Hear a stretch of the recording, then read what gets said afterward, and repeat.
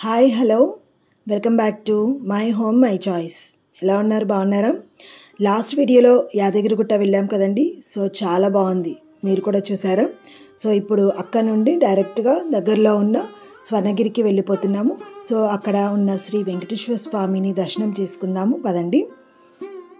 ఈ టెంపుల్ మాత్రము రీసెంట్గా కట్టారండి, చాలా బాగుంటుంది. ఇలా వెళ్తే గనక మనకి స్టార్టింగ్లో పెద్దగా గేట్ కనిపిస్తుంది. ఇలాగే గేట్లో నుండి కొంచెం లోపలికి వెళ్తే చాలా పెద్దగా అండ్ 22 ఏకర్స్లో నిర్మించబడ్డ మనకి స్వర్ణగిరి టెంపుల్ కనిపిస్తుంది అనమాట. స్పేషియస్గా చాలా అందంగా ఉంటుందండి. సో బయటి నుండి చూడ్డానికైతే ఫ్రంట్ సైడ్ మనకి టెంపుల్ ఈ విధంగా కనిపిస్తుంది. మనం ఫ్రంట్ సైడ్ నుండి కాకుండా మనం బ్యాక్ సైడ్ నుండి అంటే పార్కింగ్ చేసుకొని వెళ్తున్నాం కాబట్టి కారు ఇక్కడ సైడ్ ఉన్న పార్కింగ్ ఏరియాలో పెట్టేసుకొని మనం వెళ్ళిపోతాము. కారు పార్క్ చేసుకోవడానికి కూడా చాలా స్పేషియస్గా ఉంటుంది. సో అట్లాగే కొంచెం ముందరికి వెళ్తే ఇక్కడ మనకి పెద్ద బిల్డింగ్ కనిపిస్తుంది కదండి. సో దాంట్లో స్వామివారి వైభవోత్సవ కార్యక్రమాలు అన్నీ కూడా జరుగుతాయన్నమాట. అలాగే ఇంకొంచెం ముందరికి వెళ్తే అక్కడ స్వామివారికి సంబంధించిన పూజలకు సంబంధించిన అన్ని టికెట్స్ అన్నీ దొరుకుతాయండి. అండ్ క్యూ లైన్కి సంబంధించిన టికెట్స్ కూడా దొరుకుతాయి. సో మేము 50 రూపీస్ పెట్టి టికెట్ తీసుకొని క్యూలో వెళ్ళామండి. నెక్స్ట్ ఒకవేళ మనం ఫోన్స్ అలాంటివి తీసుకెళ్తాం కదండి, లోపలికి అలో చేయరనమాట. సో ఫోన్స్ని పెట్టుకోవడానికి కూడా ఇక్కడ మనకి 5 రూపీస్ తీసుకొని లాకర్ ఇస్తారనమాట. కానీ ఫోన్ పెట్టడానికి మాత్రం గంట టైం అనే పడుతుందండి. అంత చాలా జనాలు ఉంటారండి కౌంటర్ కాడ. సో మీ వీలైనంత వరకు మీరు ఫోన్స్ని కార్లో పెట్టేసి వెహికల్లో పెట్టేసి వెళ్ళడమే బెటర్ అనమాట. సో నెక్స్ట్ చూసినట్లయితే స్వామివారి ముఖద్వారం అండి. ఇటు నుండి మనం దర్శనానికి లోపలికి వెళ్తాము. ఎదురుగా గజస్తంభం కనిపిస్తుంది. సో ఫ్రంట్ సైడ్ టెంపుల్ చూసినట్లయితే ఓవరాల్గా ఈ విధంగా కనిపిస్తుందండి. మీరు చూసినట్లయితే ఇది మెట్ల దారి అనమాట.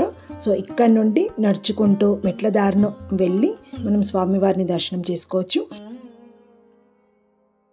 ఇటువైపు చూసిన బిల్డింగ్ ఉంది కదా, ఈ టెంపుల్ మొత్తం జలనారాయణని స్థాపన చేసిన టెంపుల్ అండి. సో ఇక్కడ మధ్యలో వాటర్లో మనకి స్వామివారి పవలించిన విధంగా జలనారాయణ రూపంలో దర్శనమిస్తాడు.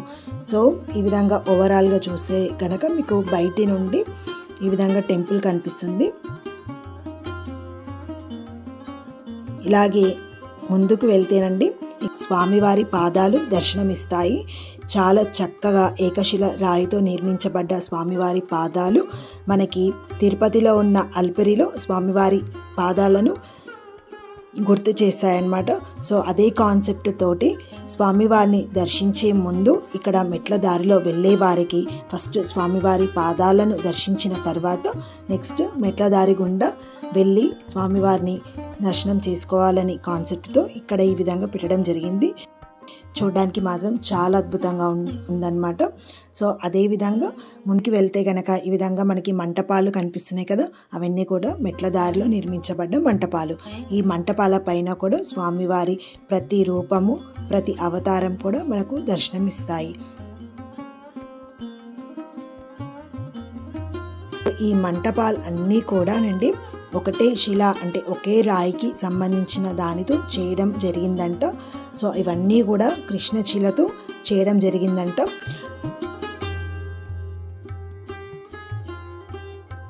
నెక్స్ట్ ఈ విధంగా నడుచుకుంటూ అంటే మెట్ల దారి గుండు పైకి వచ్చాక మనకి టెంపుల్ మొత్తం బయట ఈ విధంగా గ్రౌండ్ మొత్తం ఈ విధంగా కనిపిస్తుందండి.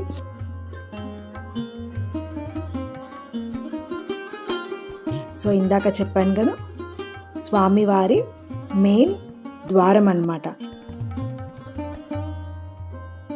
ఇక్కడ కనిపిస్తుంది ఏకశిలతో చేసిన స్వామివారి గజస్తంభం. ఇవన్నీ కూడానండి కృష్ణశిలతో చేయడం జరిగిందంట. స్వామివారిని ప్రతిష్టాపన చేసే సమయంలో ఒక గరుడ పక్షి వచ్చి స్వామివారి గుడి చుట్టూ కూడా ప్రదక్షిణ చేస్తూ ఉందంటండి. సో స్వామివారి ప్రతిష్టాపన అయిపోగానే దానికి అది వెళ్ళిపోయిందని అంటారు. సో టెంపుల్ లోపల ఈ విధంగా కనిపిస్తుంది. మీరు చూసినట్లయితే ఇక్కడ టెంపుల్లో ఎంత అద్భుతంగా అంటే అంత అద్భుతంగా ఉంటుందండి. ప్రతి ఒక్క శిల్పం కానీ, ప్రతి ఒక్క ఆర్కిటెక్చర్ కానీ చూస్తే, గమనిస్తే దాంట్లో ఉన్న నైపుణ్యత గమనించవచ్చు. అంత బాగుంటుందన్నమాట. సో ఇక్కడ చూస్తున్నట్లయితే మధ్యలో కృష్ణుడు ఒక పాము పైన నాట్యం చేస్తున్న విగ్రహాన్ని ఇక్కడ తొలచడం జరిగింది. సో చాలా బాగుంటుంది. సో ఇదే మనకి విగ్రహం బయట కూడా ఇంకొక దగ్గర కనిపిస్తుందండి, నేను తర్వాత చూపిస్తాను అది. సో ఇక్కడ బయటికి వచ్చాక అంటే రైట్ సైడ్ ఈ విధంగా ఉంటుంది. టెంపుల్కి 4 వైపులా 4 ద్వారాలు ఉంటాయండి, అంటే 4 గోపురాలు ఉంటాయి. మధ్యలో గర్భగుడికి ఒక విమాన గోపురం ఉంటుంది. సో ఈ విమాన గోపురం పైన శ్రీచక్రంతో నిర్మించబడి ఉంటుంది. చాలా బాగుంటుంది. అంతేకాదు ఈ గోపురం పైన స్వామివారి బంగారు పూతతో చేసిన విగ్రహం కూడా ఉంటుందండి. అంటే స్వామివారిని లోపల ఒకసారి దర్శనం చేసుకున్న భక్తులు మరొకసారి చేసుకోవాలనుకుంటే ఈ విధంగా చేసుకోవచ్చు. సో మేము వెళ్ళే టైంకి మాత్రము స్వామివారిని ఈ విధంగా పల్లకిలో తీసుకొని వస్తున్నారండి. అంటే ఆ టైంకి సహస్ర దీపారాధన సేవ జరుగుతుందన్నమాట. అంటే 1000 దీపాల కాంతులతో స్వామివారికి పూజ చేయడం జరుగుతుందన్నమాట.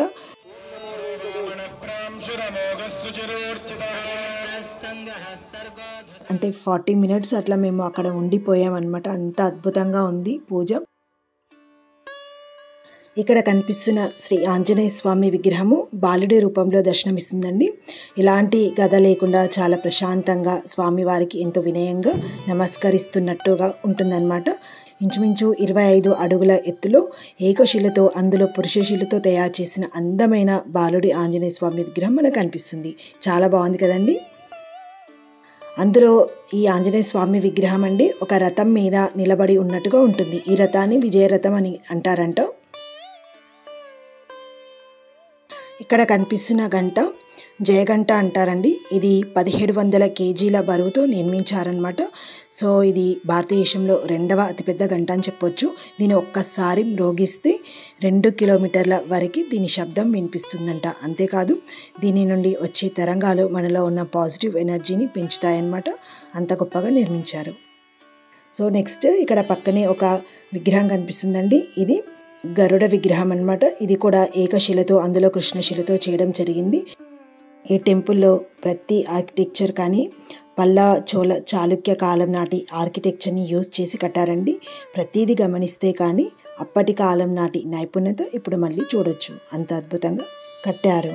నెక్స్ట్ ఇక్కడ నక్షత్ర ఆకృతిలో ఉన్న ఫౌంటైన్ కనిపిస్తుందండి. సో ఆదిశేషు పైన నిలబడి ఉన్నట్టుగా కృష్ణుని విగ్రహం కనిపిస్తుంది. సో ఇక్కడ బాలకృష్ణుని విగ్రహము చాలా అందంగా చక్కగా నిర్మించారు. నెక్స్ట్ ఇక్కడ ఒక స్తంభం కనిపిస్తుంది కదా, దానిపైన దీపాలు వెలిగిస్తారనమాట. సో స్వామివారి పూజలు, కార్యక్రమాలు, ఏమైనా వైభవోత్సవాలు, ఊరేగింపు సేవలు, ఏమైనా కార్యక్రమాలు ఉన్నప్పుడు ఇక్కడ దీపాలు వెలిగిస్తారనమాట. అలాగే ఇలా స్టెప్స్ దిగి ముందరికి వెళ్తేనండి ఇక్కడ ఒక పుష్కరిణి కనిపిస్తుంది. సో దీన్ని వేద పుష్కరిణి అని అంటారు. అంటే 4 వేదాలకు ప్రతీకలుగా 4 విగ్రహాలను ప్రతిష్ఠించి మధ్యలో ఆదిశేషు పైన స్వామివారు పవలించినట్టుగా ఉంటుందన్నమాట. అంటే స్వామివారి విగ్రహము సూర్యుని చూస్తున్నట్టుగా కనిపిస్తుంది. విగ్రహాన్ని జలనారాయణ విగ్రహం అని అంటారు. సో ఇక్కడ మనకు స్వామివారు జలనారాయణ రూపంలో దర్శనమిస్తారు. ఇలాంటి విగ్రహము నేపాల్లో ఉంటుందండి. సో అది అతి పెద్ద విగ్రహము. సెకండ్ది మన స్వర్ణగిరిలో ఉందన్నమాట. ఇది పల్లవ, చోళ, చాళుక్య కాలం నాటి ఆర్కిటెక్చర్ని యూజ్ చేశారనమాట. ఈ పుష్కరిణిలో మొదటి 2 అంతస్తులుగా నిర్మించడం జరిగిందండి.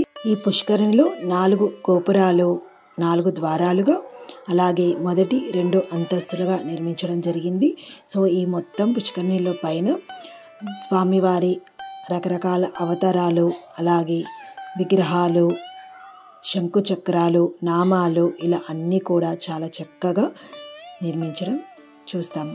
ఈ పుష్కరిణిలో మార్నింగ్ వ్యూనే కాదండి, నైట్ వ్యూలో లైటింగ్స్లో చాలా అద్భుతంగా ఉంటుంది. సో చాలామంది అది చూడడానికి స్పెషల్గా ఇక్కడికి వస్తారనమాట. సో స్వామివారు ఆ లైట్ వెలుగులలో చాలా అందంగా, ప్రకాశవంతంగా వెలుగుతూ అందంగా కనిపిస్తాడండి. అది కూడా నేను వీడియో తీశాను అనమాట. సో ఎండింగ్లో ఉంటుంది, అది కూడా చూస్తాను, తప్పక చూడండి.